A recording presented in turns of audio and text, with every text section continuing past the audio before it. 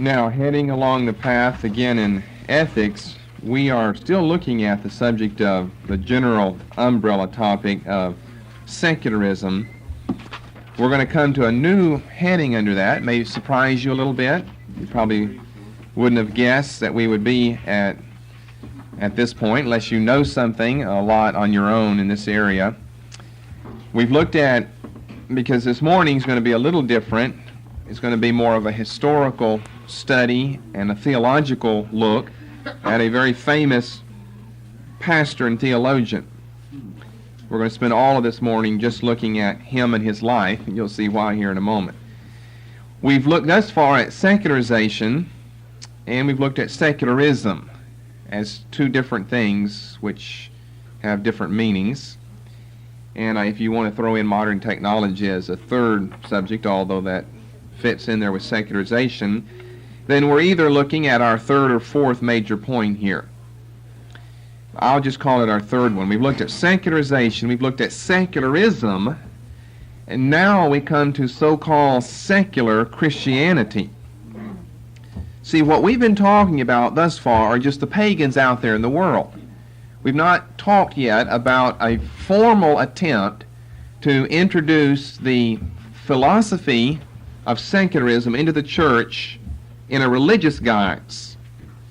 And it actually goes by that title, and that's not a pejorative one I'm giving to the movement or to the leaders of it. That's the one they use, secular Christianity. And we're still talking about worldliness. That's what secularism, the philosophies in American society are about.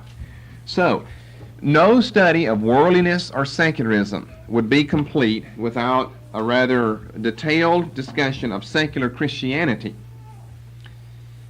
which would not be possible without a rather detailed look at the German pastor and theologian Dietrich Bonhoeffer.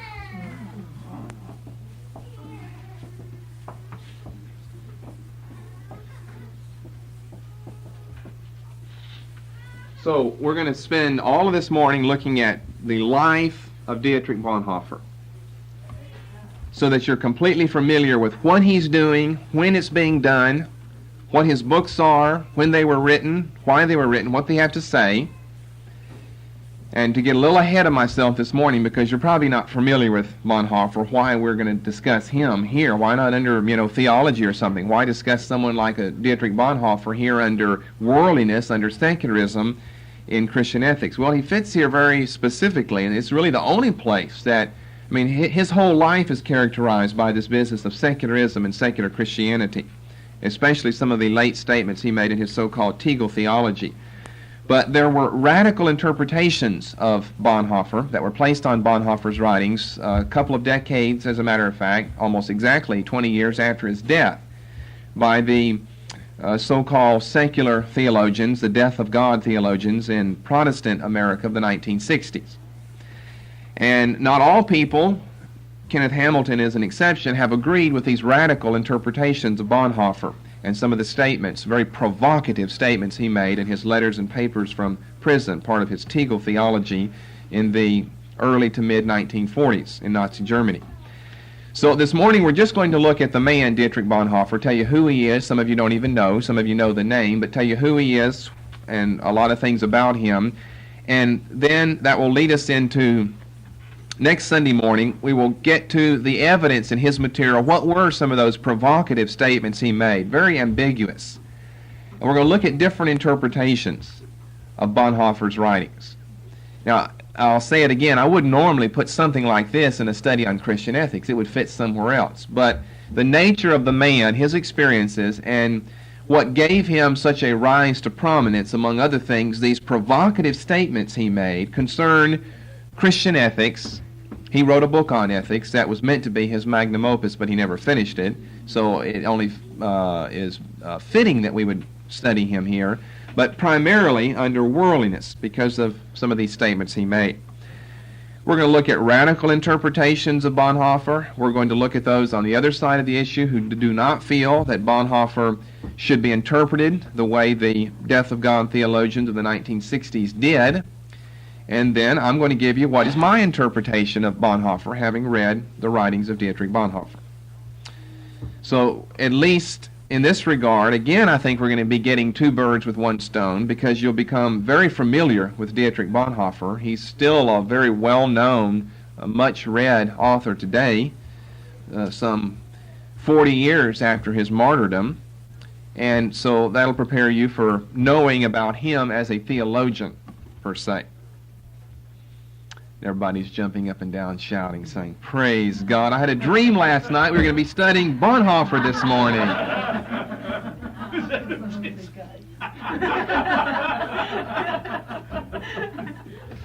So let's start with the man. He was born in 1906. He was executed, rather than giving you his death date. So most people don't die by execution, so that makes him unusual. He was executed in 1945, the age of 39. Bonhoeffer, and that's Dietrich Bonhoeffer is the best way to pronounce his name for English people, and it's not that much different in German, but there are different funny doggy sounds that other languages have. But Dietrich Bonhoeffer was a German pastor, and I think that he should be especially known and remembered as being a pastor. He was not a theologian per se, like a Karl Barth or a Carl Henry. He was not a theologian per se, but I'll call him a theologian because he did do advanced theological work. He held advanced theological degrees. He taught in advanced theological settings. He did very little, however, formal theological writing. I guess you can be a theologian and not write, but generally if you're a theologian, you write and publish. So I'll call him a German pastor and theologian. Very brilliant. You say, I don't give two flips of the coin about brilliance, but that's what I'm supposed to say. That's what the dictionary says about him, so I'm supposed to say that. Very brilliant. Well, he was, because I know some of the quotations by other men, what they had to say about him, such as Reinhold Niebuhr here in this country. Very brilliant as a student. He was the son of a famous Berlin psychiatrist and neurologist.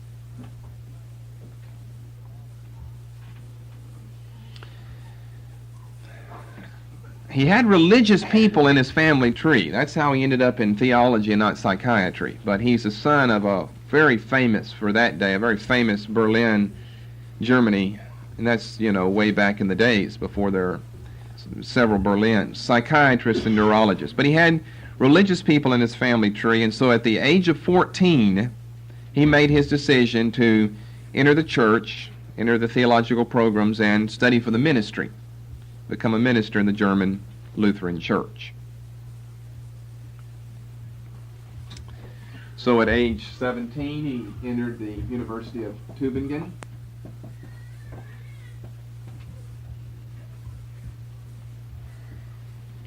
Which was a place famous during the 19th century as a hotbed of liberalism and higher criticism. He entered the University of Tübingen at the age of 17. He later went on to the University of Berlin, where he studied under such famous names as Adolf von Harnack, famous German church historian. A liberal, to be sure, Adolf von Harnack, but you'll come across his name in books on church history. He's kind of had one of the standard church histories, although it's not one you'd really want to read because it's from a liberal point of view, and he explains the origins of Christianity from a human evolutionary point of view. There's no revelation from God or anything, but he has a book or a series, I think, entitled Beginnings of Christianity, Adolf von Harnack. That's back in the 19th century. He read much, Bonhoeffer, after Karl Barth. Barth taught in Germany as well, later in Switzerland when he was put out by the Nazis. He read much after Karl Barth, and the two corresponded by letter with one another, and I think that he met Barth and saw him one time. I'm not for sure about that, but I think that he met Barth in person one time. But the two did correspond. As a matter of fact, I do know this about him. Whenever Dietrich Bonhoeffer ended up in prison, Barth even sent him a cigar, because Bonhoeffer loved to smoke. He was a big smoker, big fat, juicy cigars. And so Bart had him a cigar sent in. Of course, you had to smuggle it in to get it into the prison. So they were at least on that type of friendly terms that Bart could send Bonhoeffer, who was by far his junior, a cigar. He took his doctorate in theology at the age of 21. And then he did postgraduate work at Union Theological Seminary in New York. He took his doctorate in theology, so, he is a theologian, or he was a theologian. At age 21, and did postgraduate work at Union Theological Seminary, where he came under his tutor, Reinhold Niebuhr. I'm sure you're familiar with the Niebuhr brothers. Niebuhr.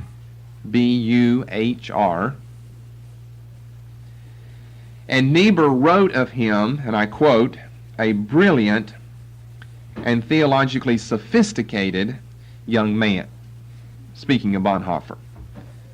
And that came from the pen of Niebuhr. Niebuhr didn't just dispense worthy notations of students at every whim. He had to have a reason. Reinhold Niebuhr said of Bonhoeffer, "a brilliant and theologically sophisticated young man," the age of 21, 22.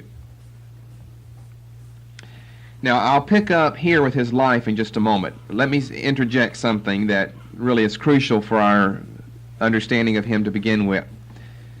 I assume most of you have heard of the name Dietrich Bonhoeffer. You've heard of him either through me or elsewhere. Well, we would have to ask ourselves this question, since we have all heard of Dietrich Bonhoeffer either through me or someone else. What has made a German pastor who died at the young age of 39 so famous that a group of people in 1980s Vermont know about him? Many men die at age 39. We never hear from them. There are many German pastors. We never have heard of them. What has made this German pastor, who died at the young age of 39, so world famous that everybody all over the world, sometimes in the church and out of the church, have heard of the name Dietrich Bonhoeffer?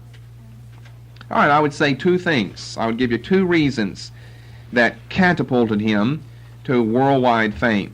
And by the way, as with so many great famous people in the past, only after his death, not during his life. Number one, and this is especially true in certain Christian circles, certain very provocative themes that are very ambiguous as well, found in his fragmentary writings. And we'll emphasize that last part, fragmentary writings. There are only fragments of Bonhoeffer's works and his thought pattern left. What made Bonhoeffer tick theologically and intellectually. Certain very provocative and ambiguous terms and themes. You see, what I mean by that is you have made certain statements, you have said certain things, and you didn't explain yourself. And people pick up your writings later on, and they generate a lot of debate because people take sides. What did Bonhoeffer mean whenever he said this? If you come right out and explain yourself, well, you ought to know what you believe, and so people either believe you, take you at your word, or they don't. Most people choose to take you at your word. Here's what Bonhoeffer said that he believes. But when you write it in a very confusing, ambiguous manner, and you're dealing with very explosive, provocative issues and themes, that's going to generate excitement whenever people pick up your writings. And then secondly, and along with this, and I don't think one would be true without the other, so be sure we understand that. I don't think one of these points would have been true without the other. His execution as a martyr, quote unquote, at the hands of a Nazi death squad. Now, let's just assume that he made certain provocative themes and he's still alive today, that he lived to be 100. Well, and assuming that he didn't write anymore, which is obviously not a valid assumption, he would have continued to write. I don't know that his earlier books, who's Dietrich Bonhoeffer? He's just a pastor stuck away somewhere in Germany. How would he ever become world known. Without his death, I don't know that he would have been. But let's say that he was executed. Many German pastors, many people lost their lives to the Nazis, and their names aren't recorded.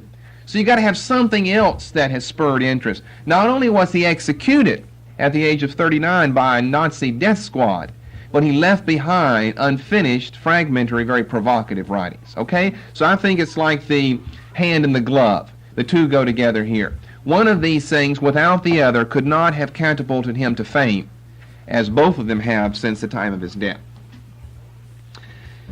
Now, if people don't know much about Bonhoeffer, they probably know the second point that I've just given you, and not the first. Most people are familiar with the fact that Bonhoeffer was executed at the hands of a Nazi death squad because of an assassination attempt on the life of Adolf Hitler. And again, that's another thing that has made him so famous, not just his death at the age of 39 or his execution, but his execution by whom and under what circumstances?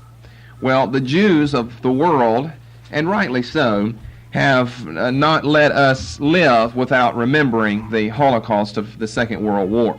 And as a result of that, we know a lot more, think a lot more, we have deeper feelings about the Second World War, generally speaking, than we do the First World War. Even if you didn't live in either one of them, or through either one of them, or even if you lived through both of them, you probably have stronger feelings about the Second World War because of all that was involved in the Second World War. It was on a much larger scale. Many more people lost their lives in World War II than in World War I. On the order of 50 million people lost their lives in the Second World War. You compare that with 51,000 we lost in Vietnam. America lost in Vietnam. Well, that's a drop in the bucket. 51,000 servicemen in Vietnam. 50 million people died in the Second World War. So you've got to connect all of these. He died. He didn't just die. He was executed. He was executed by the Nazis. Well, so were many people. He made an attempt, or he was a part of an assassination plot against the life of Adolf Hitler. Well, Adolf Hitler's a world-famous figure, world-infamous figure to be sure, but world-famous figure. So if you've got any connection with Adolf Hitler, you're going to be world-known. So all these things combine themselves together to give Dietrich Bonhoeffer, I think, a very unique place in 20th century religious and theological history. He's not like anyone else that I can really think of. Because of his connections, born at the right time, in the right country, killed by the right people, for the right reason, and he wrote the right books, or what has survived as some of his letters put in book form, at least in one case. And you put all that together, and you end up with Dietrich Bonhoeffer, very famous. So he's not one of this century's theological heavyweights, on the order of a Bultmann or a Barth or a Brunner. He's not, notice they're all B's there. They are often called the 4 B's. He's not on the order of a theological heavyweight, a Barth, Bultmann, Brunner. He actually did very little formal writing and publishing in theology. He actually did very little formal writing and publishing in theology. Had he lived longer, well, he may have, no one knows. But the irony of Bonhoeffer's fame is that it took his death for him to become so well known. That's what I'm saying. And the church has always had a very great interest, sometimes an inflated interest, in its martyrs. So the irony of Bonhoeffer's fame is that it took his death for him to become so well known. In order to really live in the eyes of the world, he had to die. And many people have seen and felt and picked up many mystical things in their experiences with Bonhoeffer and his writings. So let me go back now to his life and pick up where I left off and give you some more information about him that will lead up to his arrest and to his death.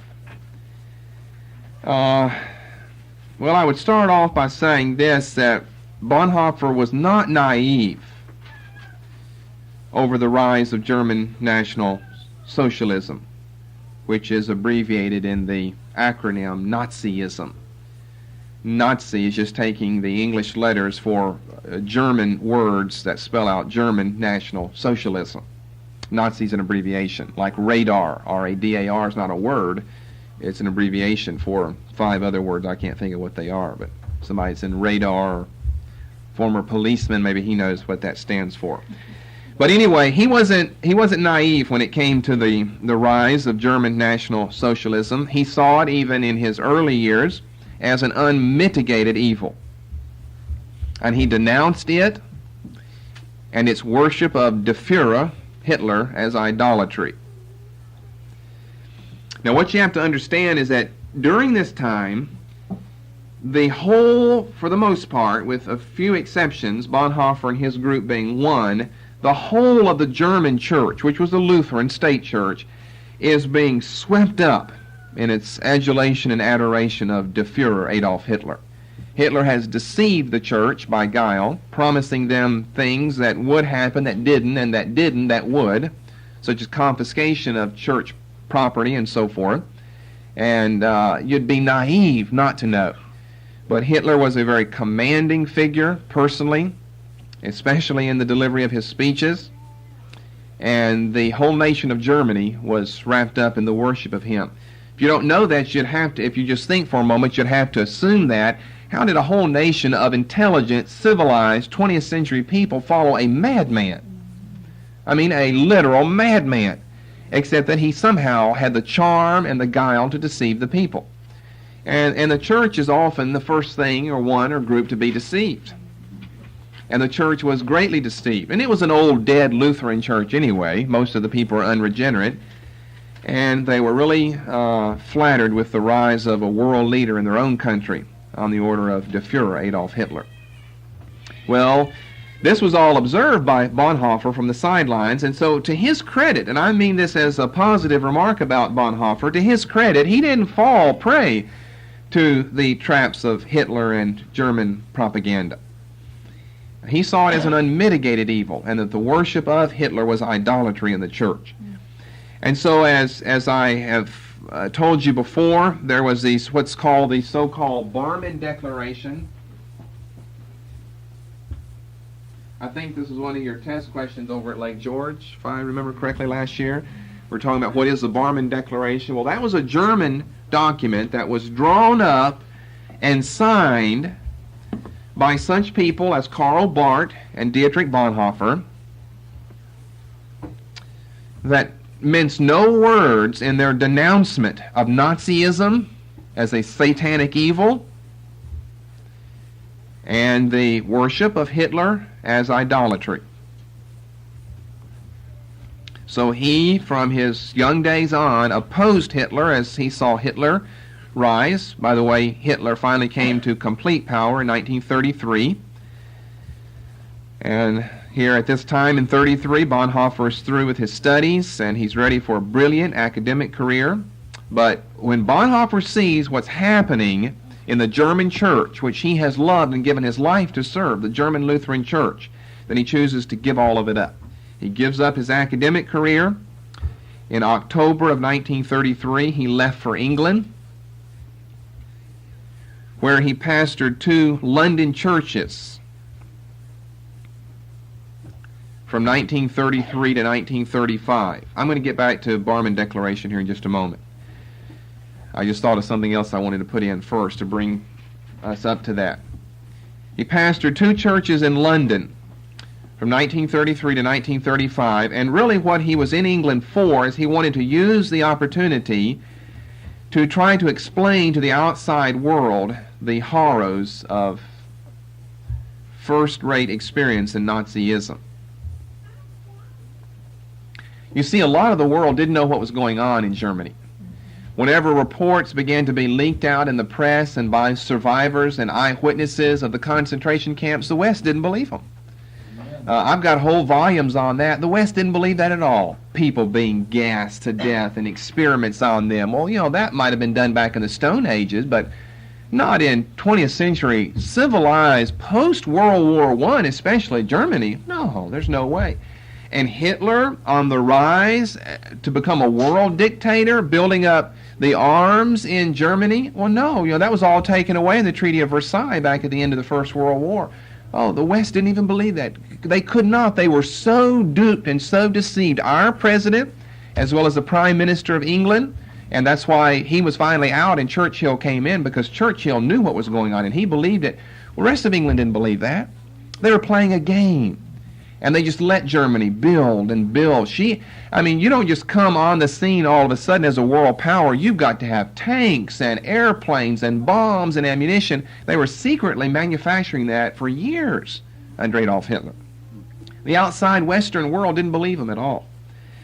And so you had people like Bonhoeffer who got out of the country legally. He could leave the country.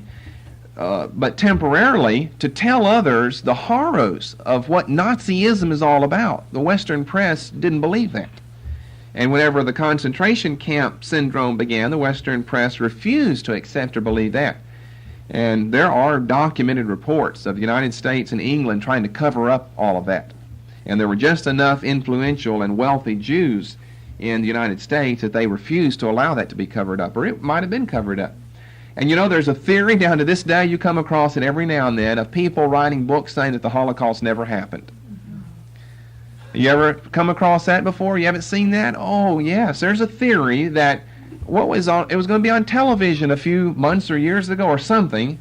I know I've seen it recently, that the Holocaust never happened. That was dreamed up by some influential Jews, and they deceived the Western press about it. Well, you could have never deceived the Western press about it because they refused to believe it for several years.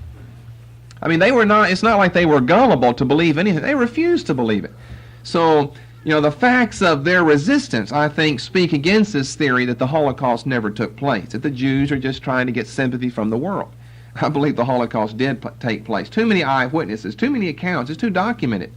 But there are some people today who live today who are so stupid and ignorant, they don't believe that the Holocaust ever took place. And they believe the Second World War happened, but no Jews lost their lives in gas chambers.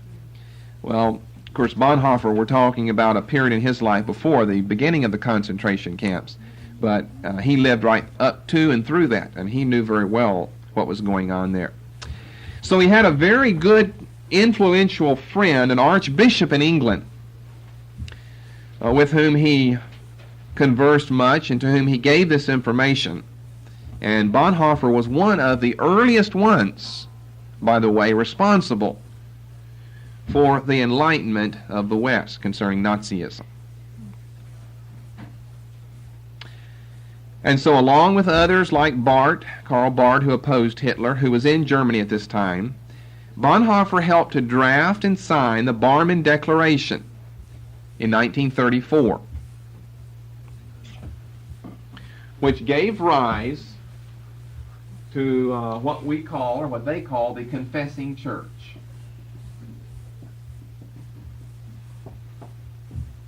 That is, as opposed to the German Lutheran church, state-owned and now Nazi-controlled.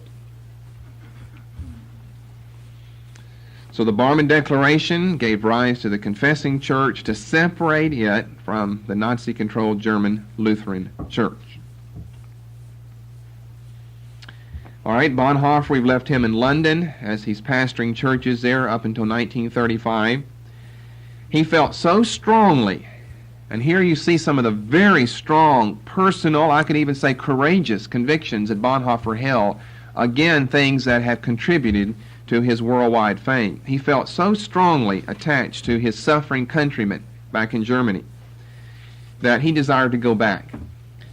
Against the advice of all of his friends, they said don't. They knew what was going to happen to people who were anti-Hitler, who went back and lived in Germany and tried to spread some anti-Hitler rumor. They knew what would happen to men like that. But Bonhoeffer was no coward, that's for sure. He was no coward. He was extremely courageous. He gave up his academic career and everything because he wanted to go back and help his people. So in 1935, he returned to Germany and he established a seminary for the training of young men to enter the confessing church ministry, knowing that he couldn't any longer trust those that supported the German Lutheran Church. Now, you just remember this business about him establishing a seminary, because when I show you some of his writings, they will be connected to his relations with this seminary. In the late 1930s, this seminary was closed by the Nazis. Bonhoeffer's ministerial license was stripped from him, and he was forbidden to preach, teach, or write in Germany.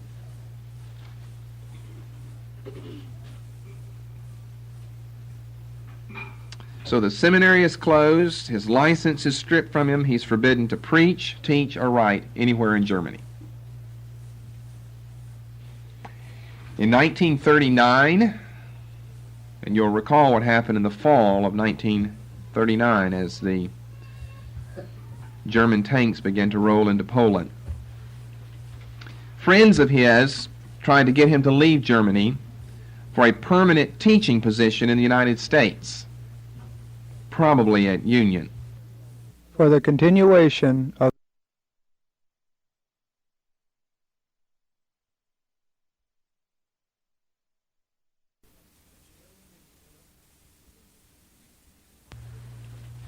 Friends of his tried to get him to leave Germany for a permanent teaching position in the United States, probably at Union. And what do you think Bonhoeffer's response to that was? He refused. He said, "I would rather stay and help my people." However, he does make a trip to the United States, again with the purpose of spreading the news of Nazism, which is a lot worse now in 1939 than it was back when he first went to London in 1933. And he makes a trip through England then on his way back to Germany.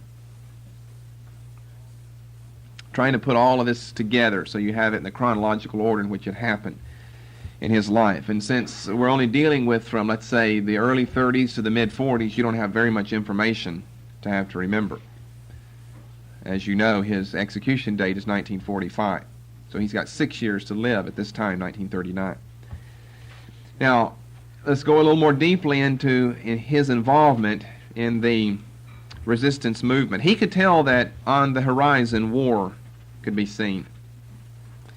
And he began, therefore, to work as a double agent for the German underground resistance movement. Now this is, I'm sad to say, this is an area in German history which has not been perhaps given the exposure that it deserves. There were, because we tend to lump all the Germans as followers of Adolf Hitler. There were people, they were in the minority, and it cost many of them their lives, but there were people in Germany, such as Bonhoeffer, who were violently opposed to Adolf Hitler, who were violently opposed to his methods of aggression and his anti-Semitic attitudes. And not a lot has been written about that because we just want to attribute war debt and war guilt to the German people as a whole, and there were some Germans who were opposed to Adolf Hitler. And besides that, there are a lot of people living in Germany today who were not born until after the Second World War. So we can hardly impute to all of modern Germany today the horrors and causes of the First and the Second World Wars. But anyway, he began to work as a double agent. Now here's what I mean. Although he has his license and everything stripped from him, he's still allowed to officially move freely within the country of Germany. It's one Germany of this day, of course. And his job in the resistance movement, I think his brother-in-law and various other relatives of his were involved. His job was to relay information to the British. He had good contact with an archbishop in England, in London. His job was to relay information to the British concerning the work of the German underground resistance movement and its plans to assassinate Hitler. You see, the British were wanting information as they could. They were wanting to help if they could, but primarily they wanted the information to know, in which way that resistance movement was going. Are we going to face Adolf Hitler for the next 5 or 10 years? Or are those members of the resistance movement going to be successful in exterminating our menace, Adolf Hitler? They were very concerned about that, and he supported the resistance movement and served in their midst as a double agent. He, however, was caught by the Gestapo, Gestapo. He was caught by the Gestapo and arrested at his parents' home on the morning of April the 5th, 1943. That means from 39 to 43, he's working as a double agent. He's got contacts high up in Germany because of his earlier educational endeavors and credentials. So he can get information from them. He's also working with the underground movement. He can supply them with his information of being higher up in German society, and then he can take all of that and supply it to British intelligence agents. But it doesn't last until 43. He's caught by the Gestapo and arrested at his parents' home on the morning of April the 5th, 1943. For 2 years, he remains in prison, 1943 to 1945. First, he's in Tegel, Tegel, from April of 43 until October of 1944.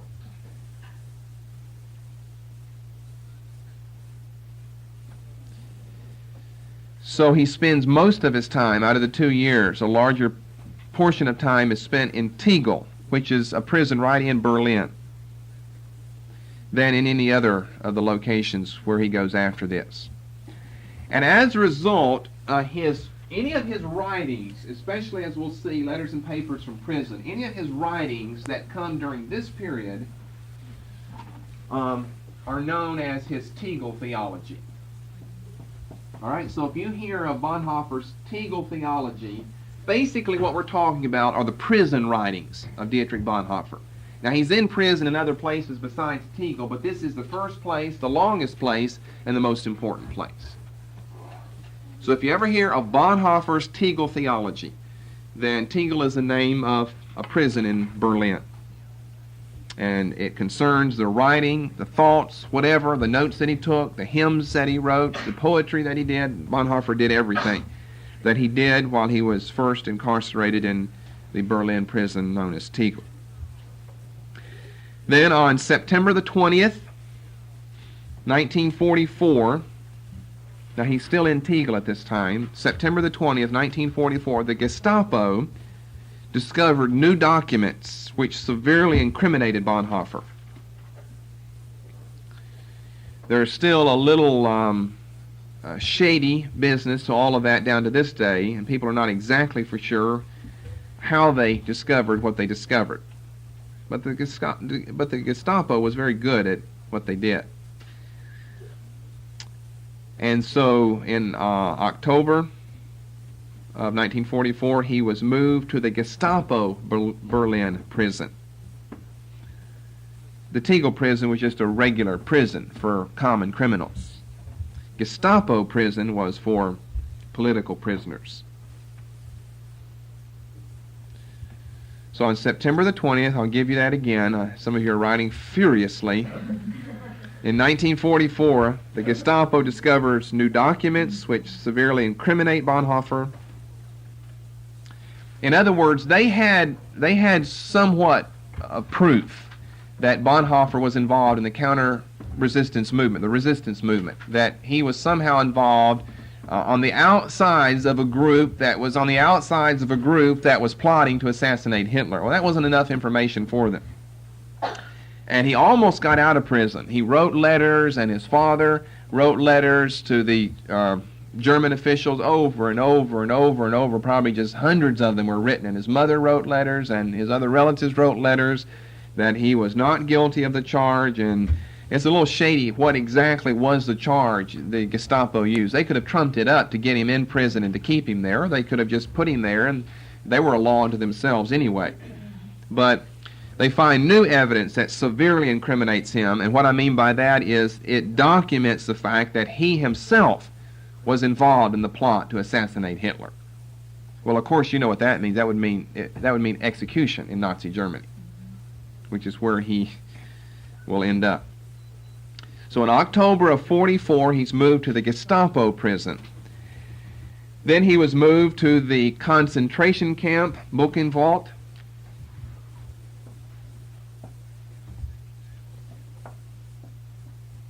Which I think is spelled like that in English. Buchenwald. It's pronounced that way in German. B-U-C-H-E-N-W-A-L-D.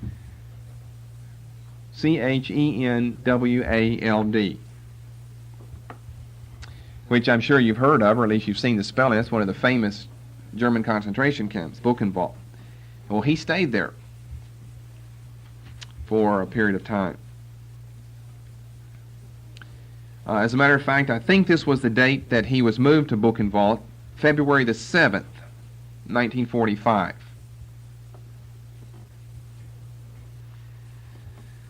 Later on, he was moved to Flossenburg.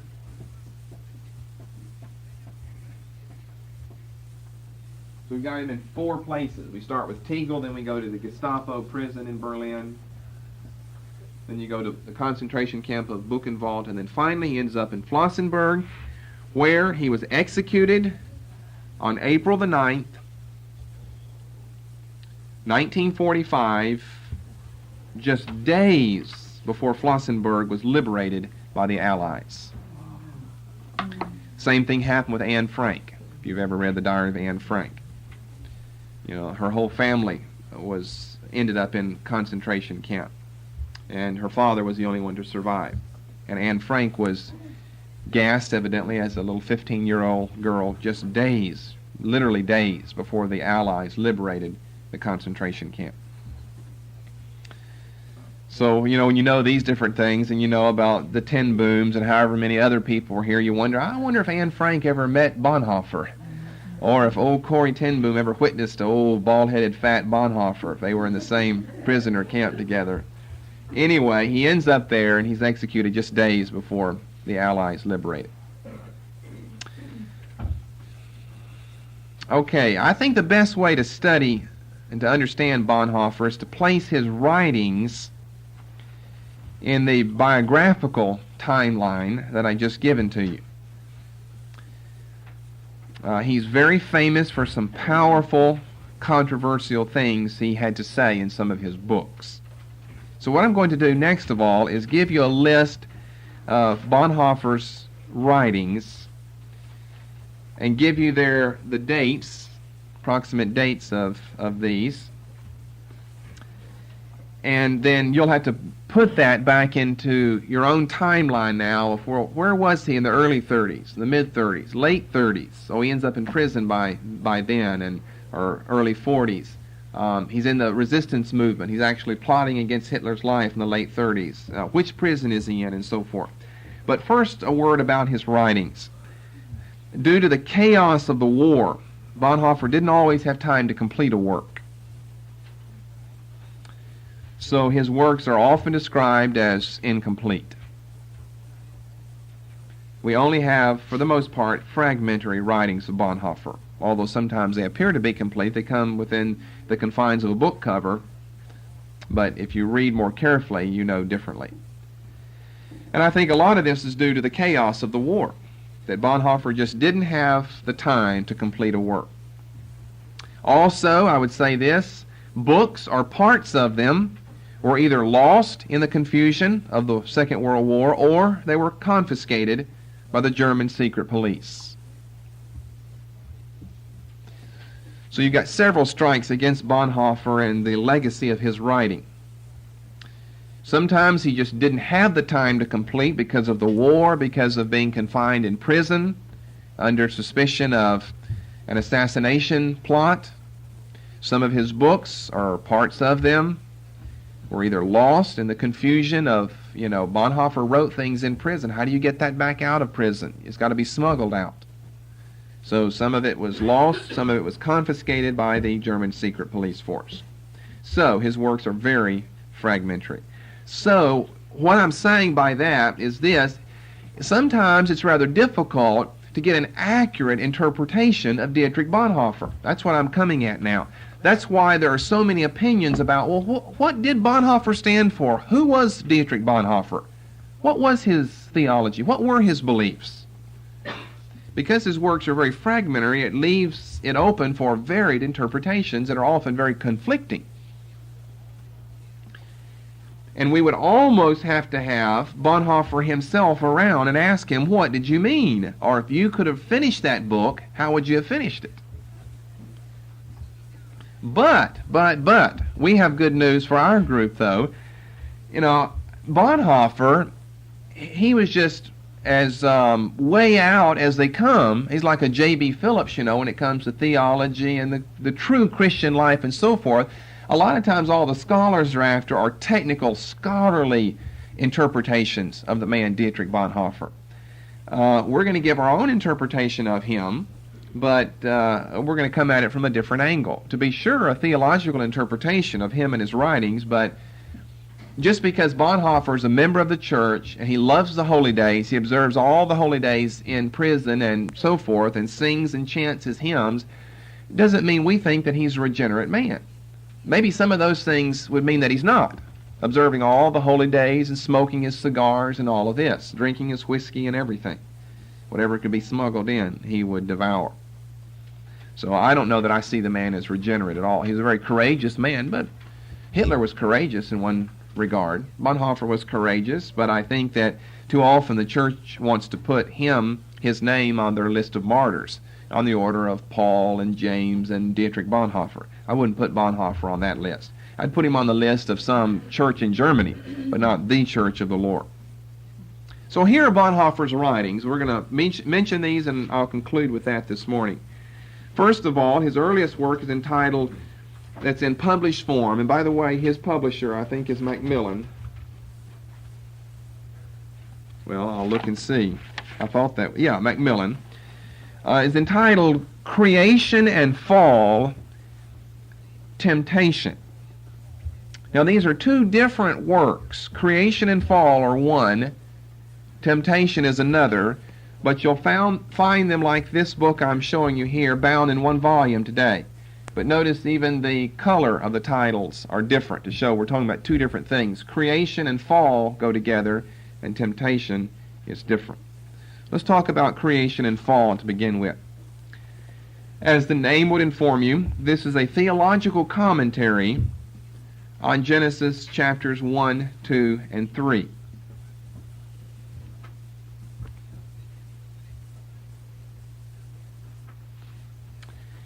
Delivered as lectures at the University of Berlin during the 1932-33 semester, which is just before, I think Hitler came to power like in January of that year, wasn't it somebody, or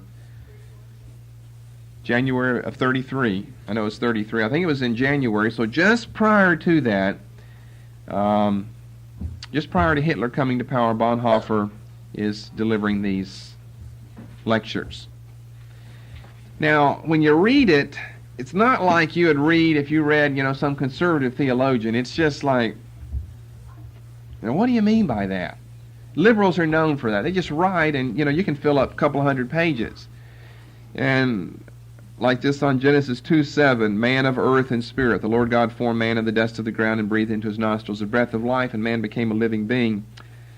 Well, if you just read what Bonhoeffer says, I don't have the time to read all these pages, he just starts talking, and liberals really eat this type of material up. But you can't get anything that you can sink your teeth into. It's a lot of vague, mystical notions. So when I say a theological commentary, I'm not recommending that you run out and buy Creation and Fall. And the second thing, that's, by the way, his earliest writing, Creation and Fall, and it is complete. The second thing is called Temptation. It's now bound with the above book. And here's its origin. In April of 1937, the faculty of the now closed Confessing Church Seminary, established by Bonhoeffer in 1935, met for 6 days at a reunion. Okay, see, he establishes this seminary, for the Confessing Church ministers, in 1935. It's closed by the Germans shortly after that, and in April of 1937, the faculty gathered together for a reunion for 6 days, the spring of 1937. And each morning, when the faculty, it's kind of like an old-timers reunion here, although the seminary had only been in existence a couple of years. It had been closed recently as well. Each morning, Bonhoeffer was responsible for bringing a lecture, and he chose as his topic temptation, to help fellow ministers, faculty members, during those very trying times in Germany. And so this is those, temptation. Series of several lectures brought each morning for 6 days at a reunion of the faculty of the now closed Confessing Church Seminary. That's the little-known book of his, by the way. Number 3. Say 3, that was one book, but remember 2 different works. Number 3, his next best-known book, The Cost of Discipleship, 1937. 1937. And let me mention another book that goes along with this that I don't think you can find around today. Life Together, 1938. Now I'm going to put both of these together to discuss them. By far, this little book, The Cost of Discipleship, is the better known of the two. The other is entitled Life Together. Now, both of these books came out of his experiences in the seminary that he established with others, which was actually an attempt at what he called community living. The first book is by far the better known of the two and has been read and enjoyed by thousands of people.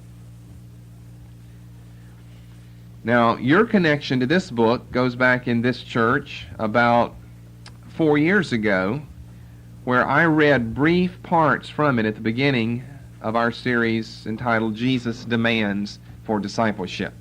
I read some brief portion at the very beginning of this book, The Cost of Discipleship. This is the book that contains Bonhoeffer's teaching on costly grace versus cheap grace. Terms I'm sure that you have heard, that the church has just used ever since then. Bonhoeffer was a severe critic of what he called cheap grace theology in the church. We see we're in the exact same position as Bonhoeffer there.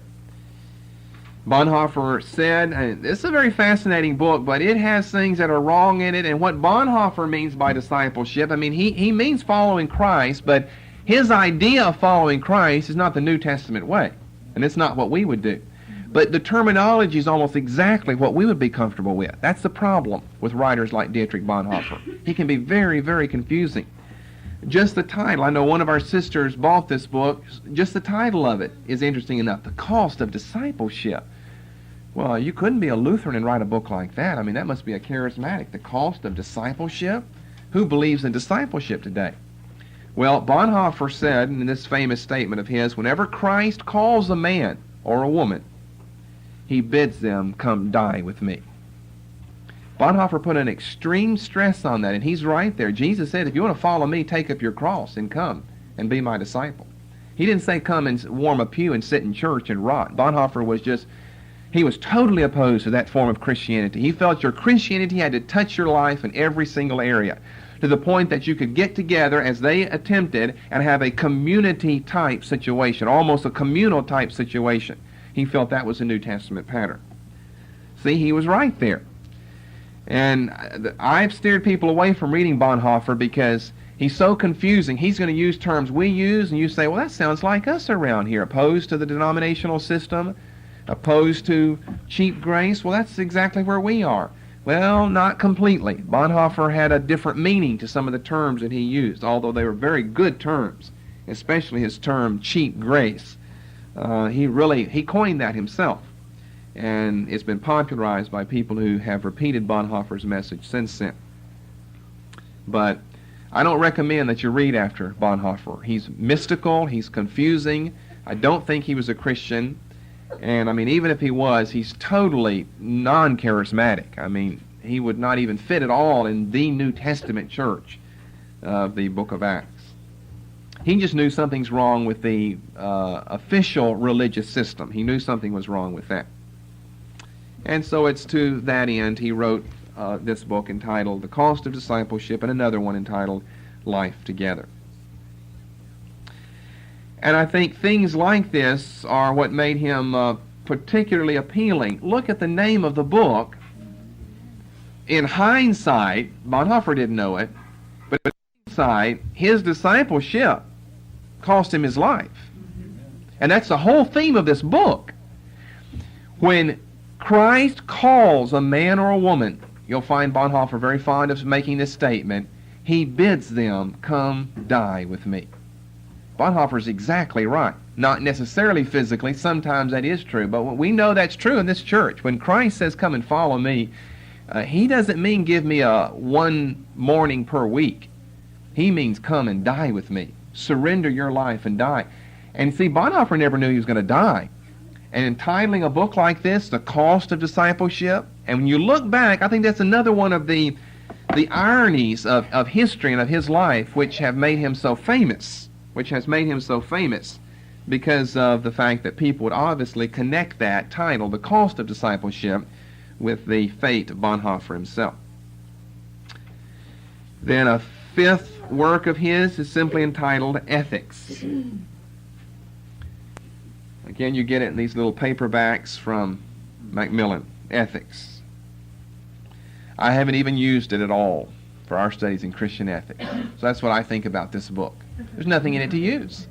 It's 400 pages, small print, on Christian ethics, and I haven't used a sentence from it.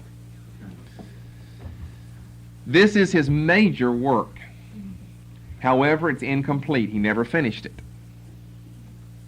It was written during the early 1940s, and it was hidden because he knew that the secret police force was after him. It was hidden in the garden of a German monastery. Parts of it were found by the SS before his arrest in 1943. So this goes back to what I said earlier. Some of his books have been confiscated, or at least parts of them, by the Germans. So his writings are incomplete. Well, parts of his writing in ethics were confiscated before his arrest in April of 43, but not all of them. Later, when you read some of his writings, which he does in prison, he regrets very seriously having never finished his book on ethics.